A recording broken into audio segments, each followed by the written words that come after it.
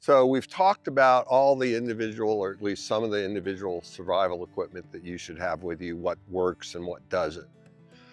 Now we're going to talk about the next step, which is putting some of this stuff into a kit that you can carry with you or on you, so that you don't have loose pieces of equipment hanging around your pockets.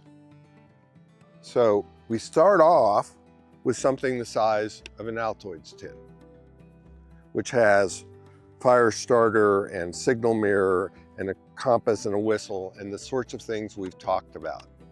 Easily fits in a pocket, for example.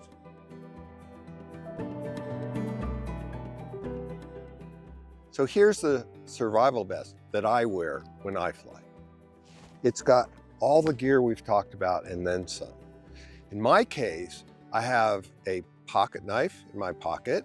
I have a multi-tool. I have my knife here. So I have my fixed blade, my pocket knife, and my multi-tool, all here.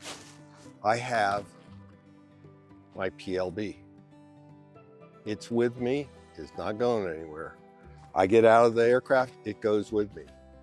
Oh, what else is in that pocket? Oh, right, I carry some extra tinder. We talked about how important tinder is to getting your fire started. It weighs nothing. Why not carry some extra? In this pouch, we have a water container so I can purify water. We have gloves. We have bug goop. We have warmers. We have sunscreen. We have the laser flare that we talked about earlier. We have a headlamp so I don't have to hold my flashlight between my teeth. Go over here, we have a small first aid kit. We have some cord. A very important piece of survival equipment, toilet paper. Don't leave home without it. Over here, we've got a small survival kit and one of those heat sheets, those adventure medical kits, polyethylene blankets that we talked about. And inside, I have water. So all of this together goes out of the airplane with me. Take it off when I get out of the aircraft, put it over the seat, get ready to go fly again, put it on. All there. It will all be there when you leave the aircraft. And that's the important point.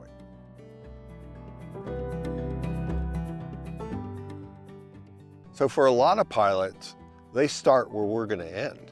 They start with, I'll buy a survival kit and I'll put it back in the luggage compartment or in the back seat.